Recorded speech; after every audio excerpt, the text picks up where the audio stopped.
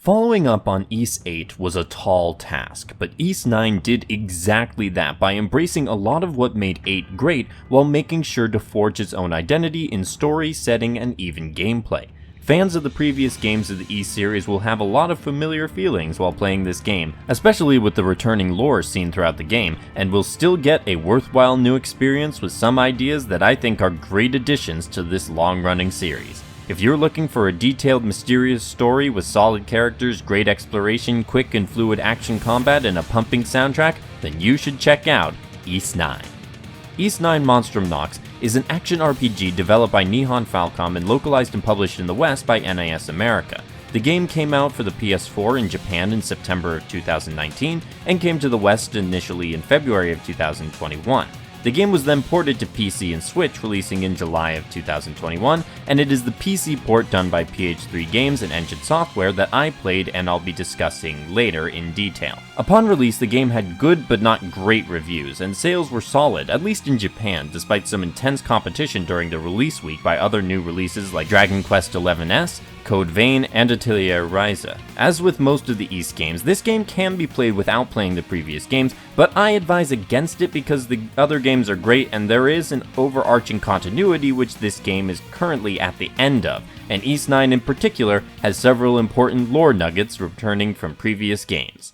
As with all but one of the Ys games, Monstrum Nox stars Adol Kristen, the red-haired adventurer who always seems to find trouble at every stop in his journeys. This time, Adol, along with his faithful companion and resident wall crusher Dogi, are headed to Balduke, nicknamed the Prison City, that was taken over by the Rom Empire less than a decade ago. This time, though, Adol runs into trouble before even entering the city, as he is arrested at the gates and sent into the prison. When Adol does get the chance to escape, though, he meets a mysterious woman named Aprilis, who shoots him with a magical bullet, turning him into a monstrum. Monstrums are humans cursed with special gifts to help defend Balduke from spirits called the Lemures in the Grimwald Knox. In return, they are trapped in the city. Without the monstrums entering the land called the Grimwald Knox and challenging the Lemures, the monsters may overrun Balduke, so Adol's task is to defend the city, break the monstrum curse, and uncover the mysteries of Balduke and its ancient prison. The Ys series has always had a collection of mysteries throughout the plots of each game that Adol uncovers over time. Monstrum Nox mysteries definitely rank among my favorites because the reveals and build-up were great for every single one of them. Sure, some of them could be predicted from a ways off, but the payoff was always sufficient in those and it made the surprises even better. In part, I think Monstrum Nox had consistent writing for the story and especially for the characters, which has not always been a series staple. The Monstrums plus their allies had a great dynamic to them that made them feel like an actual group of people. The choice to devote a chapter of the game to each one of the Monstrums gave each character time to shine and show what made them unique and what they were fighting for. The party system games for Ys have usually had standout cast members, but Monstrum Nox took it a step forward by making a standout cast across the board.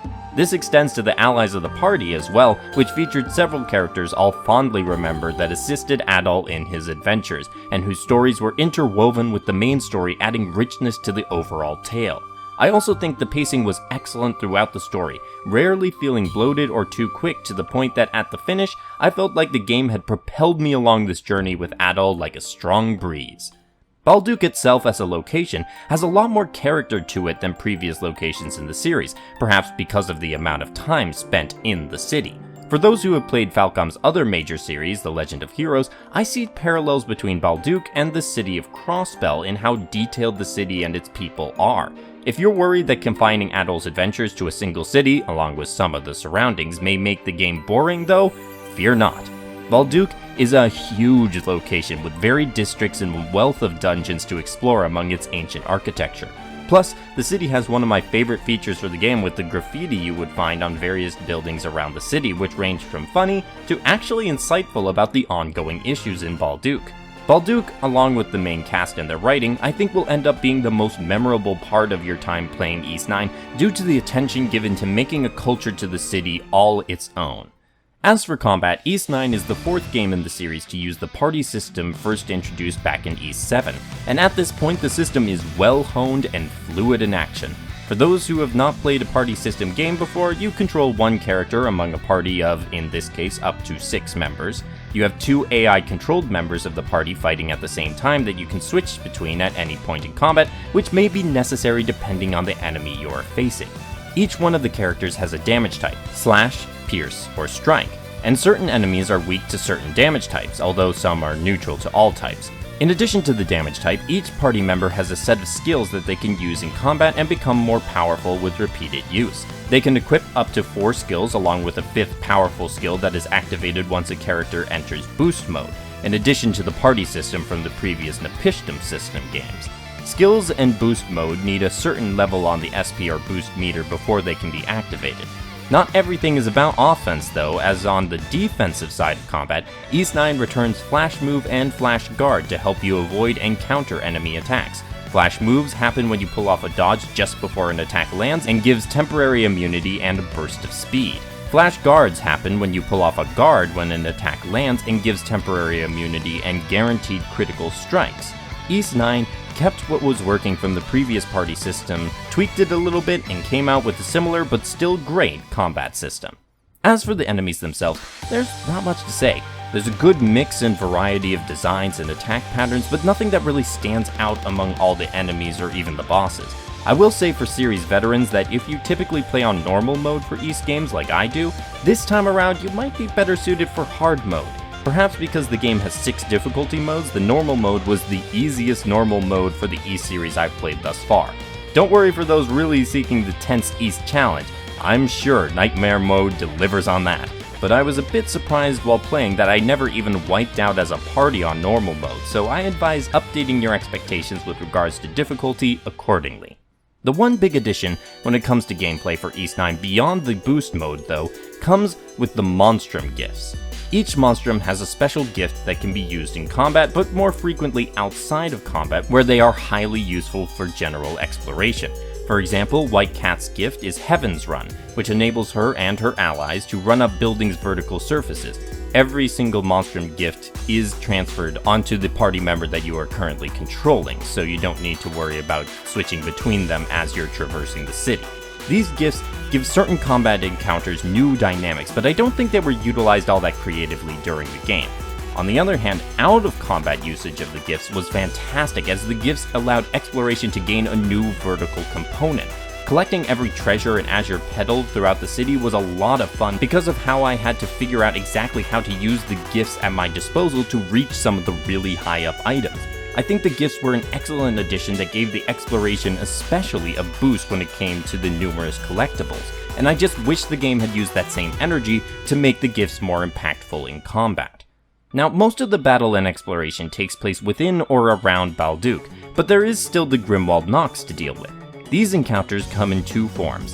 One, a more defensive mode where your goal is to protect the Sven from waves of enemies. For this mode, you'll get the chance to make and upgrade defenses that will assist you alongside your party members and other allies.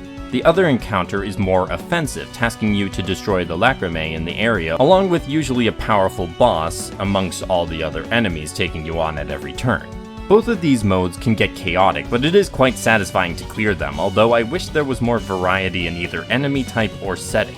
Some of these will be dealt with as greater story missions, but most of the Grimwald Knox encounters take place after you fill up the Nox meter to 100 by defeating smaller pockets of Lemures in Balduq and completing side quests. Once you do that, a vortex will appear to the Grimwald Knox, and upon your victory, more of the city will unlock for you to explore. This does help prevent the player from getting overwhelmed by the sheer size of Balduq at the beginning, so it's an understandable mechanic. The Grimwald Knox is mostly just another opportunity for a good combat encounter, and I imagine on higher difficulties, these modes would be especially challenging. As for presentation, while Ys IX doesn't have the same colorful variety in its environments that Ys VIII had, I was pleasantly surprised by how much I enjoyed the art of the game. Balduq as a city leans more into traditional Gothic architecture, but Falcom did a good job giving Balduq character with all the secret locations and details added to the buildings. The character designs remain a highlight, and the animation has a nice flexible feel to it that enhances combat and character interactions. As usual, the graphics aren't going to blow anyone away, but they are enjoyable to look at and feel appropriate for the game. UI-wise, the game was mostly easy to navigate and understand what information was contained on the maps or in the menus. I did hope that they would include the feature from Trails of Cold Steel 3 and 4 to let the player know if they had already talked to a particular NPC, but unfortunately no dice. Maybe for Ys X then? Please? Musically, the soundtrack was at its best in its battle themes and mysterious tunes. Music that really enhanced the environment of Balduq as mysterious and somewhat foreboding, but at times lively and fun. On the voice acting side of things, I think the choice of English dub actors was great, and while I wish there was more voice acting, what was performed enhanced the overall experience. Finally, the PC port was excellent on every front. Remappable controls, uncapped frame rate, and lots of other adjustable settings. Ys IX does require more processing power than the previous entry 8, in part because it was developed originally for the PS4 instead of the PS Vita. I have seen lower-end systems struggle during intense battles in the Grimwald Knox, but for the most part the PC port is a prime example for how these ports should be done. Ys IX is simply put, another solid entry into the Ys series. It has one of the most cohesive and satisfying stories in the series, a great cast, a continuation of the excellent combat, improved and expanded exploration, and a solid presentation and aesthetic. I highly recommend this game to anyone who has previously played an Ys game, and while I would tell new players to the series to start with a different entry, if you do decide to play Monstrum Nox anyway, you're in for a fun time. I'm glad I got the chance to join Adol on another adventure, and I eagerly await the next one. Thank you to NISAmerica for the coverage code for the game. I hope you enjoyed this video. Please leave a like if you did to help the channel fight the curse of the YouTube algorithm, and comment below your thoughts on Ys IX or anything else on your mind. If you want to see more of my videos in the future, please consider subscribing to keep up with the channel. I hope you have a great day, and happy gaming!